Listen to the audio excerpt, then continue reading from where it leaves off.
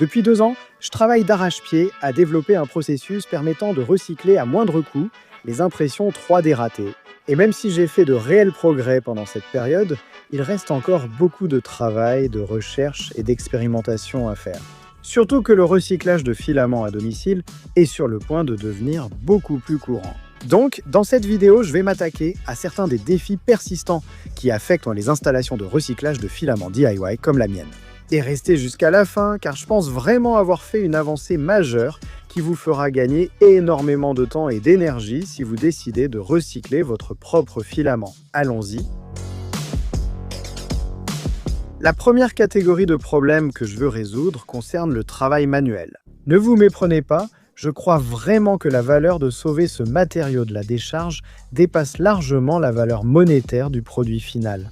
Mais en même temps, il est difficile de contredire les critiques qui soulignent que mon travail à lui seul, sans parler du coût énergétique, fait de tout cet exercice une perte nette. Donc notre première priorité est de trouver comment nous pouvons réduire la quantité de travail manuel nécessaire pour recycler chaque bobine. Mais avant de faire cela, laissez-moi vous rappeler rapidement comment se déroule le processus aujourd'hui. Donc tout d'abord, nous commençons par découper les impressions ratées en morceaux faciles à gérer qui peuvent entrer dans mon broyeur. Deuxièmement, nous le broyons dans le broyeur, que j'ai heureusement déjà optimisé et amélioré au fil des dernières vidéos de cette série, au point qu'il n'a pratiquement plus besoin de surveillance de ma part. Troisièmement, nous devons tamiser le matériau pour retirer les gros morceaux pouvant bloquer la vis de l'extrudeuse. Quatrièmement, nous utilisons un aimant pour retirer manuellement les copeaux ou les éclats de métal du matériau. À partir de là, c'est au tour du micro-ondes que j'utilise pour sécher rapidement et efficacement le matériau. Et enfin, après tout cela, nous sommes prêts à extruder le matériau sur l'extrudeuse Artmat Mark III. Maintenant, si mon broyat est suffisamment uniforme et propre, la machine peut fonctionner pratiquement sans surveillance. Et je n'ai qu'à la recharger environ toutes les heures.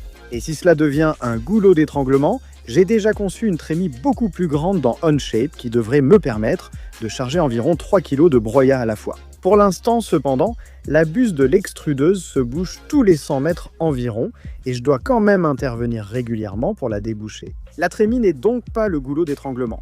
Quoi qu'il en soit, une fois que tout cela est terminé, avec un peu de chance, on obtient un filament de qualité correcte.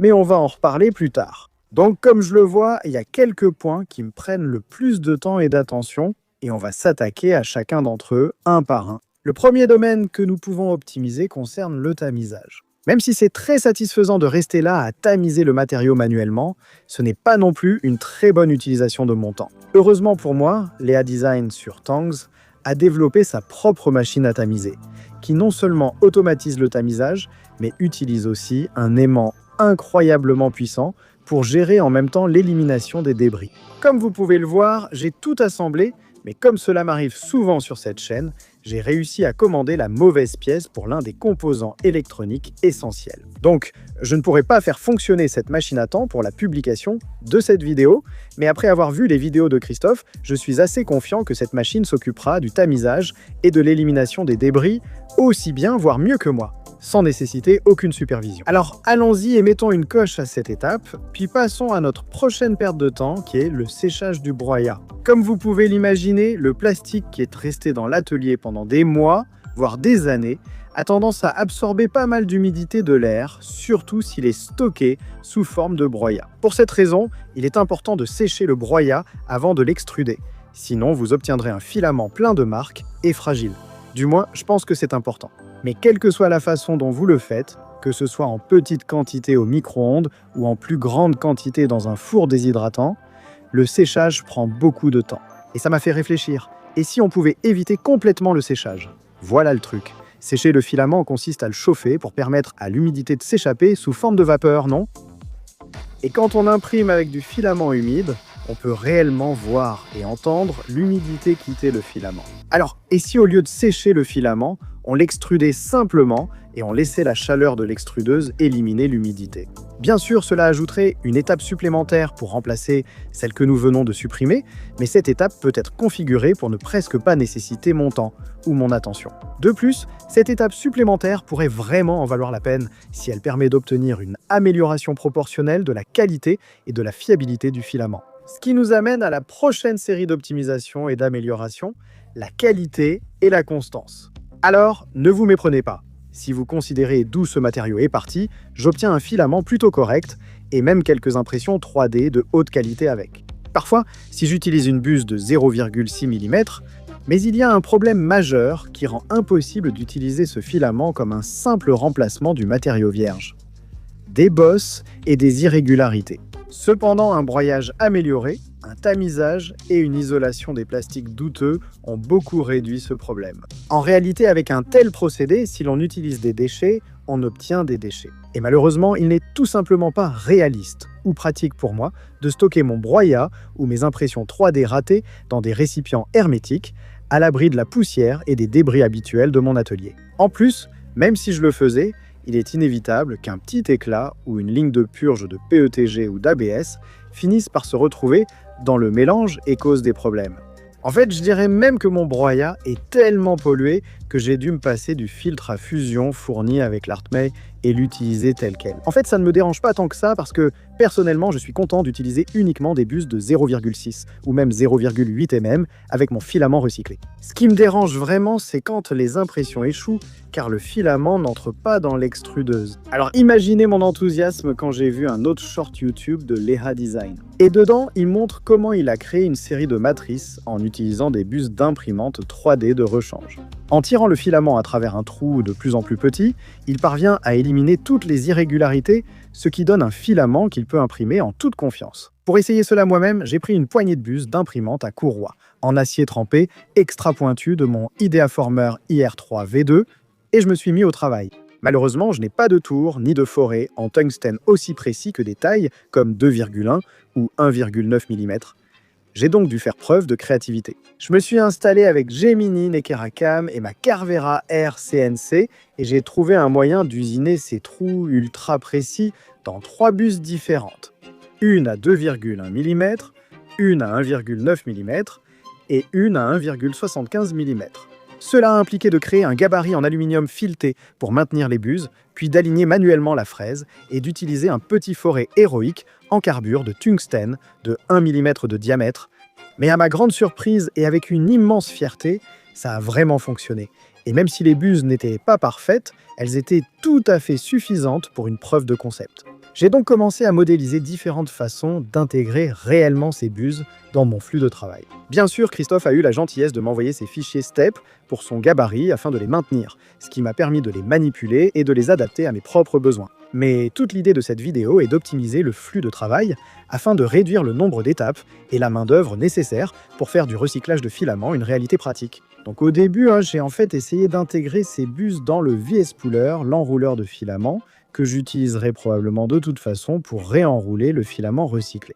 Maintenant, allons-y et voyons comment ce dispositif de traction de filière fonctionne réellement. D'accord ? Voyons ce que ça donne. J'ai vraiment dû forcer.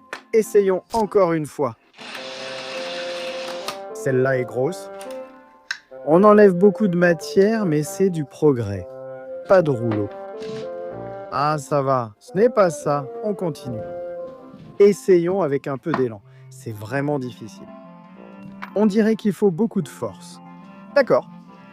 Allons-y à fond, voyons ce qui se passe. Je pense que la vitesse va être la clé ici. D'accord, on y va.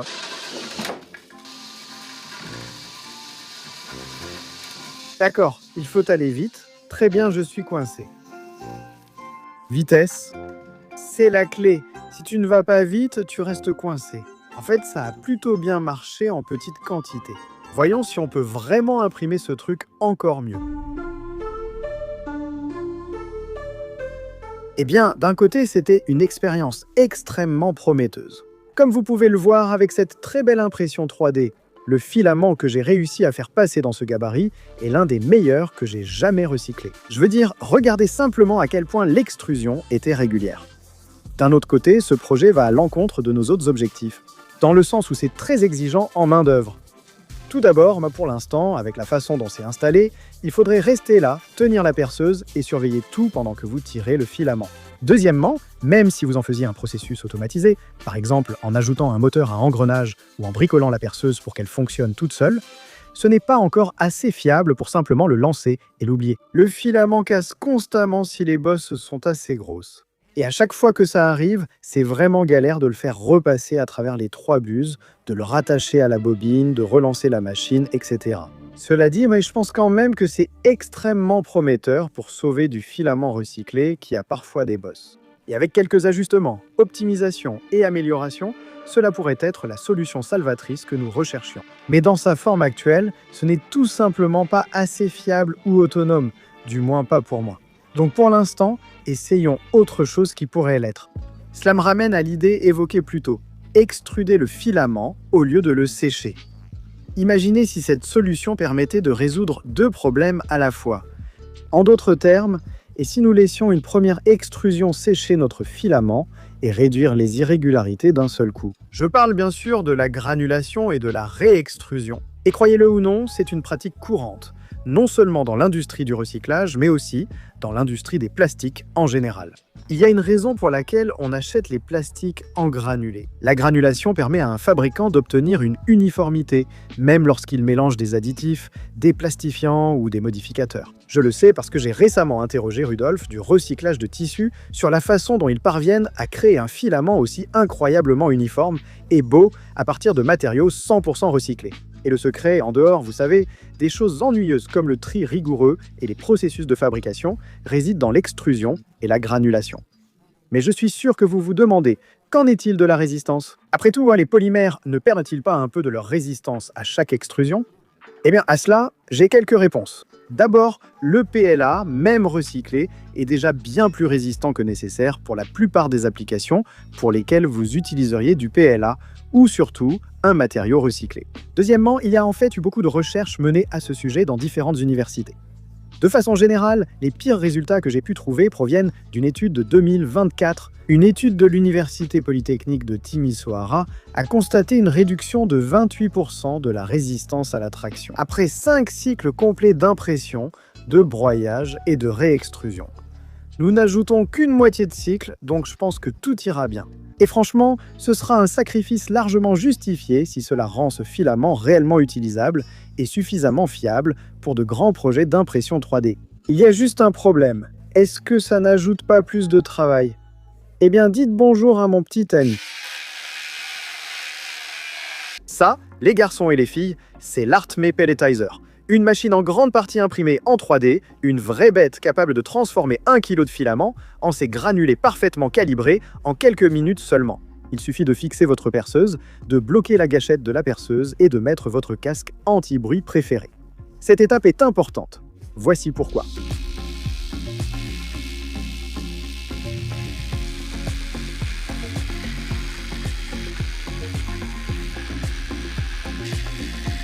Mais la question est-ce que ce filament sera maintenant suffisamment homogène pour imprimer de manière fiable? Ou bien est-ce que toutes les étapes que nous avons sautées, comme le fait d'avoir complètement ignoré le processus de séchage, vont finir par nous jouer des tours? Pour tester cela, j'ai rallongé une bobine pour supporter 3 kg. J'ai chargé 1 tonne de matière première recyclée et j'ai revu mes attentes à la baisse.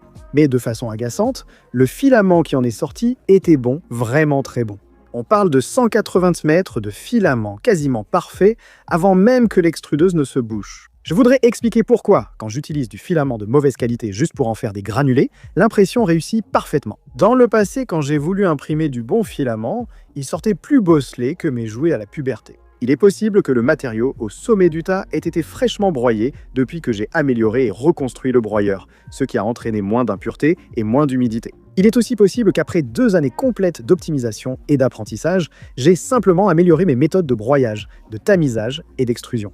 J'ai vraiment envie de croire que c'est ça. Mais honnêtement, je ne sais pas. Alors j'ai simplement continué à extruder encore et encore, jusqu'à ce que j'ai suffisamment de filaments à transformer en granulés. Ensuite, j'ai chargé la première bobine et je l'ai lancée. Mais pendant que je transformais tout ce filament fraîchement extrudé en granulés, il y avait quelque chose qui me dérangeait vraiment, une pensée que je n'arrivais pas à chasser. En regardant le filament entrer dans le granulateur, il était clair pour moi qu'environ 99,8% de celui-ci était suffisamment bon pour être imprimé. En d'autres termes, il y avait une toute petite bosse de 2 mm tous les 10 mètres environ, parfois même encore moins souvent. Et donc ça me semblait vraiment dommage de devoir consacrer du temps, du travail et de l'énergie supplémentaire à réextruder toute la bobine alors que la majeure partie était parfaitement bonne. Cette idée a alors planté une graine dans mon esprit qui allait plus tard éclore en une véritable percée. Mais d'abord, il était temps d'essayer de réextruder ces granulés pour voir si ce procédé pouvait être la solution à tous nos problèmes. Lorsque j'ai mentionné que j'allais expérimenter ce procédé de double extrusion, David Dartmay m'a en fait recommandé de passer à la vis à faible compression pour le filament en granulé. Mais honnêtement, c'est tout un processus que je ne suis tout simplement pas prêt à faire régulièrement dans le cadre de ce flux de travail. On devra simplement essayer de faire fonctionner ça avec la vis à haute compression habituelle. Alors, ce n'est probablement pas très surprenant, mais à cause du comportement et du profil différent du plastique réextrudé, il a fallu pas mal de réglages pour obtenir un diamètre plus acceptable. Plus précisément, j'ai dû baisser la température assez fortement jusqu'à 170 degrés Celsius, et j'espère vraiment que ce n'est pas le signe que les polymères se dégradent. Au final, j'ai quand même obtenu un filament sous-dimensionné qui faisait en moyenne environ 1,65 mm. Mais je préfère largement avoir un filament trop fin et augmenter le multiplicateur d'extrusion sur l'imprimante, plutôt qu'un filament trop épais qui risque de boucher l'extrudeur. Mais malgré tout, le filament n'était pas parfait. Je veux dire, certes, on est passé d'une bulle tous les 10 mètres environ à une bulle tous les 50 mètres environ. Mais il suffit d'une seule bulle pour gâcher une impression entière. Ce qui signifie que ce filament n'est toujours pas assez fiable pour une utilisation réelle. Ce qui me ramène à cette idée de départ qui avait germé plus tôt. L'idée que, et si au lieu d'essayer de corriger les bosses, on évitait simplement le problème dès le départ. Alors, je ne sais pas pour vous, mais je me fais sans cesse cibler par une tonne de ces vidéos courtes YouTube pour cette entreprise Infinity Flow. Ils ont conçu un produit pour les fermes d'impression qui détecte la fin du filament et alimente automatiquement une nouvelle bobine sans interruption. Contrairement à un AMS, l'imprimante n'a pas besoin de savoir ce qui se passe ni d'avoir un coupe-filament pour que cela fonctionne. L'Infinity Flow alimente simplement le filament et l'imprimante continue sans rien remarquer. De plus, ils ont récemment présenté un coupe-filament en ligne qui utilise la physique simple pour couper automatiquement le filament lorsqu'une courbure ou un morceau de ruban adhésif le bloque. Apparemment, ceci est basé sur un design libre et open source créé par Hackman sur MakerWorld. Voici ce que je me dis. Et si, au lieu de compter sur une détection de bourrage peu fiable sur l'imprimante 3D, puis de décharger et recharger manuellement l'imprimante, on installait simplement un coupeur pour sectionner la partie bosselée avant qu'elle ne provoque un bourrage. À partir de là, et c'est la partie importante, on pourrait soit utiliser quelque chose comme l'Infinity Flow, soit n'importe quel AMS avec une fonction de bobine sans fin. Ou le futur Panda Bamboo Feeder de BQ pour simplement charger automatiquement une autre bobine de filament recyclé sans aucun problème. L'avantage, c'est que cela pourrait fonctionner sur n'importe quelle imprimante sans modification et résoudre le problème de fiabilité. En revanche, cela peut devenir un peu coûteux, du moins si on choisit la solution Infinity Flow. Étant donné que des millions de personnes, dont moi, ont déjà une imprimante 3D avec AMS, cela pourrait être la meilleure solution. Donc pour le tester, j'ai imprimé l'un de ces modèles HAFC. J'ai passé quelques minutes à l'assembler avec environ 6 € de pièces AliExpress que j'avais déjà dans le studio, puis je l'ai essayé. D'accord les gars, je suis de retour. Regardez ça, je viens juste de construire ce truc. Ça coûte juste quelques euros de pièces. Il m'a fallu 20 minutes pour l'assembler. On a du filament ici. Voyons si on peut trouver une bosse pour la démo. Maintenant, pour vraiment le faire fonctionner, il faudrait que j'usine cette pièce pour que ça devienne la butée. Donc il faut que ce trou fasse exactement 1,75, ou autant que l'imprimante peut accepter. Maintenant, trouvons une bosse. Oh mon Dieu, je suis tellement excité par ça. Attendez. Vous voyez ce que je veux dire? Ce filament est bon à 99,9%. Il faut vraiment chercher une bosse. D'accord, il y a une grosse bosse. Donc vous faites passer ça. Une bosse arrive.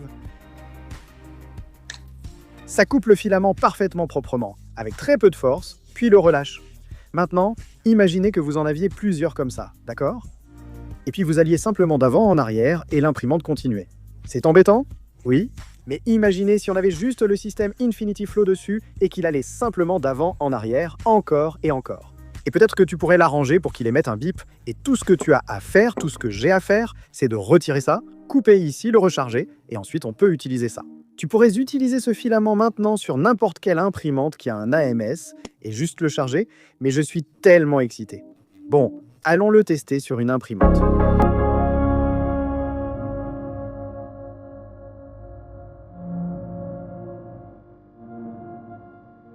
Bon, donc première tentative très prometteuse. J'ai essayé ça sur une Prusacore, simplement parce que c'était la seule imprimante qui utilisait une buse de 0,6 mm, et ce truc fonctionne parfaitement. Même si je n'ai pas encore créé une filière de 1,75 mm appropriée, la géométrie interne du raccord Bowden agit déjà comme un très bon filtre. Il coupe le filament au moindre signe de bosse et l'imprimante se met en pause lorsque le filament est épuisé.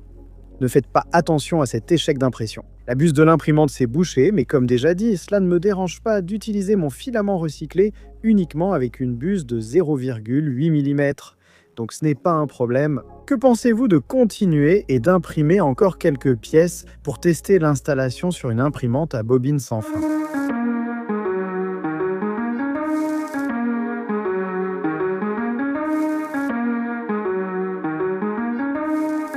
Très bien, je suis de retour. Ça fait quelques jours et j'ai beaucoup expérimenté. Donc tout d'abord, l'idée du Cooper est effectivement très prometteuse. J'ai réussi à imprimer de très grosses pièces de façon fiable avec du filament recyclé simplement en comptant sur la détection de fin de filament et sur ce dispositif. Parfois, il y a de faux positifs, donc je teste actuellement quelques solutions potentielles.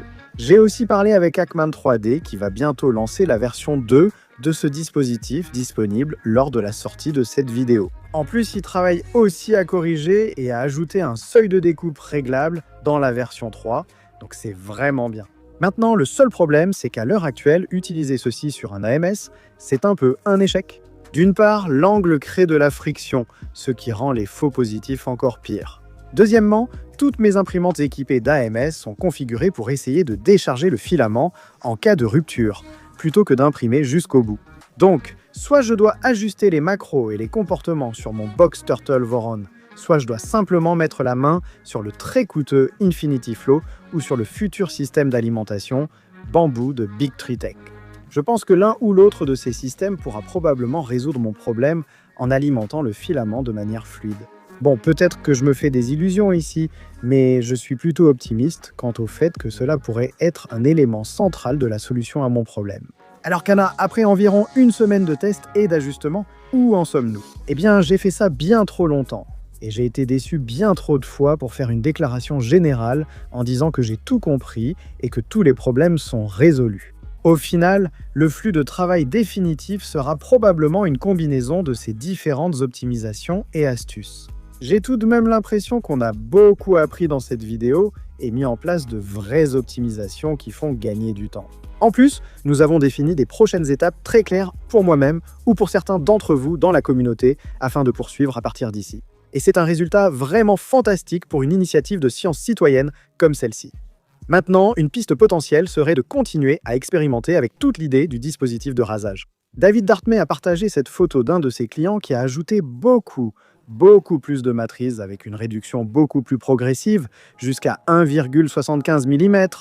Je suis presque sûr que ça fonctionnera mieux. Mais il pourrait aussi être intéressant d'explorer l'idée de mettre une vieille broche CNC ou quelque chose comme ça, avec un jeu d'engrenages pour augmenter le couple, réduire la vitesse et éliminer le besoin qu'un être humain reste là à tenir une perceuse. Mais honnêtement, au-delà de ça, je suis vraiment très enthousiaste à propos de la deuxième opportunité, qui est l'idée d'utiliser une technologie d'impression 3D intelligente pour simplement éviter ce type de bourrage plutôt que d'essayer de les résoudre. Comme vous pouvez probablement le deviner maintenant, moi-même et beaucoup d'autres personnes qui possèdent ces machines avons déjà passé beaucoup de temps à essayer de corriger ce genre d'extrusion imparfaite.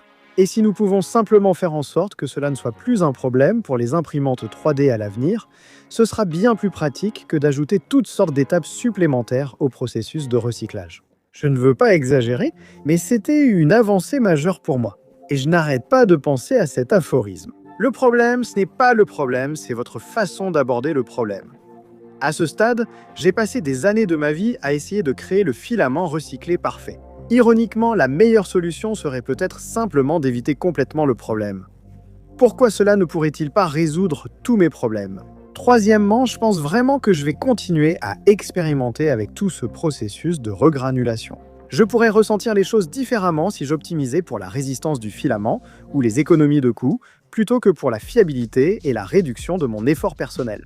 Mais pour moi, je pense que ça va finalement en valoir la peine si cela me permet de moins dépendre de la solution de coupe-filament et de nécessiter moins d'intervention de ma part lors de l'impression du filament. Je veux dire, bien sûr, le filament obtenu n'est toujours pas parfait et c'est inefficace d'un point de vue énergétique de faire cela. Mais 99% du temps où je suis dans le studio, l'extrudeuse et le granulateur sont juste posés ici. Et ça ne me demande pratiquement aucune attention ni énergie de les mettre en marche chaque matin quand j'arrive au studio. En faisant cela, je peux progressivement transformer tout mon bac de matière recyclée en de magnifiques granulés parfaits et uniformes. Des granulés utilisables pour divers projets futurs intéressants. Ce qui m'amène à la dernière catégorie d'exploration continue qui m'enthousiasme pour les prochaines vidéos. Je suis actuellement en discussion avec Creality pour tester leurs produits de recyclage M1 et R1. Et je suis vraiment curieux de voir si leur solution offre un résultat plus ou moins constant que l'Artmay, aussi bien avec du broyat qu'avec mes granulés. De plus, je suis également en discussion avec l'équipe de Plastic Preneur qui va sortir un nouveau produit très intéressant. Cela pourrait être une façon beaucoup plus efficace d'utiliser mon broyat, y compris les nombreux kilos de matériaux irrémédiablement contaminés qui ne pourront jamais être transformés à nouveau en filaments. Je ne sais pas si je peux en parler, mais assurez-vous d'être abonné si cela vous intéresse. Et qui sait, peut-être que nous aurons l'occasion de tester des extrudeuses à granulés et des imprimantes 3D à extrudeuses à granulés dans un avenir très proche. D'une manière ou d'une autre, nous avons largement assez de travail devant nous pour encore quelques vidéos dans cette série. Et j'aime vraiment faire ce genre de choses. Si cela vous intéresse et que vous avez aimé cette vidéo, abonnez-vous. Aussi, si vous avez manqué l'une des 7 vidéos que j'ai déjà réalisées pour documenter ce parcours jusqu'à présent et ce que j'ai appris, je vais mettre un lien vers la playlist contenant toutes ces vidéos juste ici. Ça a été un parcours vraiment incroyable et intéressant. Quoi qu'il en soit, c'est tout pour cette semaine, mais je vous retrouve tous dans The Next Layer.